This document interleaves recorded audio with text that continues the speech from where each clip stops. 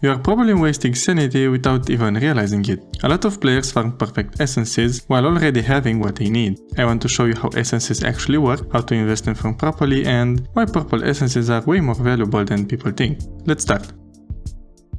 Weapons and essences both have a main stat, a substat and a passive, and each of these has a level. When you attach an essence to a weapon, it increases the level of those matching stats by the amount shown on the essence. And this is where most players make a huge mistake. The amount is random when the essence drops, and it's capped by the rarity. The only essences that can be upgraded are the gold ones. I'll get to that in a bit. So naturally, people assume gold is always better, but that's not true. Low tiers do have limitations that make them weak, but purples don't. They can drop with up to +3 on a stat, and that's important because +3 is also the maximum increase a passive can have. And for some units, that's all that matters.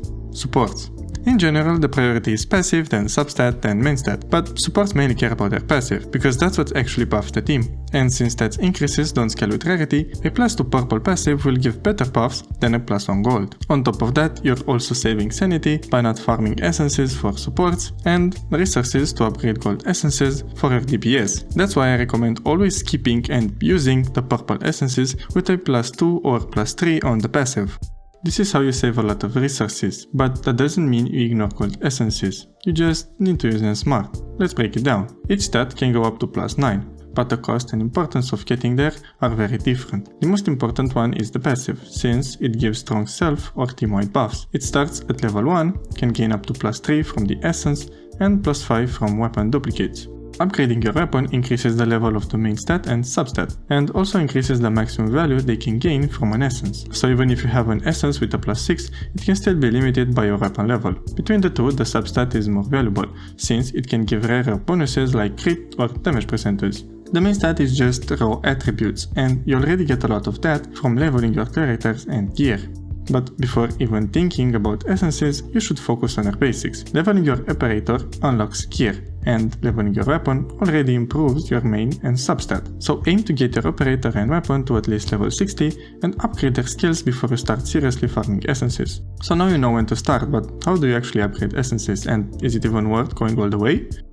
Upgrading essences is done through a system called Etching, which you can access from the essence menu. To upgrade a stat, you need to feed another gold essence into it, and the stats don't have to match. This has a success rate, which you can see in the bottom corner, and each time this fails, it gives you 10 colored gel. This has a separate menu where you can use it to directly upgrade a stat of the essence. These are the rates and costs for each stat, and based on this and the stat's priority, here's what I recommend.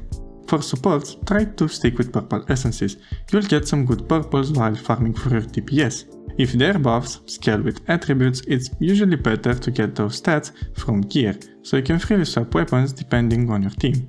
For damage dealers, the first rule is never upgrade an essence that doesn't have all 3 correct stats. Upgrading doesn't improve your etching odds or the gel you get when failing, so you'd just be wasting resources on something you'll replace later. But then, start by getting the main and substat to +3, since they have the highest success rate. At this point, all 3 stats share the same low success rate, but since the passive is more valuable, try to get it to +2. And last, use the gel you've collected upgrading the other stats to push the passive to +3. This is the lowest gel cost for the highest benefit. If you still don't have enough gel, you can try to go to +4 on the substat and main stat. This gives you the most value for the lowest cost. You can always come back and max everything out or change the support essence with gold ones, but keep in mind it gets very expensive. So now that you know how to invest, let's look at how to actually farm efficiently and get these essences in the first place. I will keep this part short and focus on the core strategy. Essences can be farmed in specific spots in exchange for sanity. The rewards are different based on the exploration level. These spots give random stats from a pool, and you can check for which weapons they can drop essences with all 3 matching stats. Since the passive is the most important when farming an essence for an weapon, look at all the available spots where you can get it from and check the passives on the other weapons you have equipped. Passives can share the same short name across different weapons, even if the actual effect is different. The spot with the most matching passives is the one you should farm. To combat the randomness of the stats, you can buy engraving permits from the stock redistribution. Just be careful, they only work in their specific region. This lets you choose 3 main stats and either a substat or a passive. For now, prioritize the passive you're looking for. For main stats, pick the one for your current weapon and the ones present on the other weapons with matching passives you've checked before. If you don't have 3 good options, you can check weapons you might want to get or use in the future, or just fill the slots with anything. And when claiming, make sure you have the toggle on so the permit effects actually applies. But that's everything you need to know to use essences efficiently. I will make more guides on smart investing and pooling, so if you found this helpful, consider subscribing. But thanks for watching, have a nice week, and I will see you next time.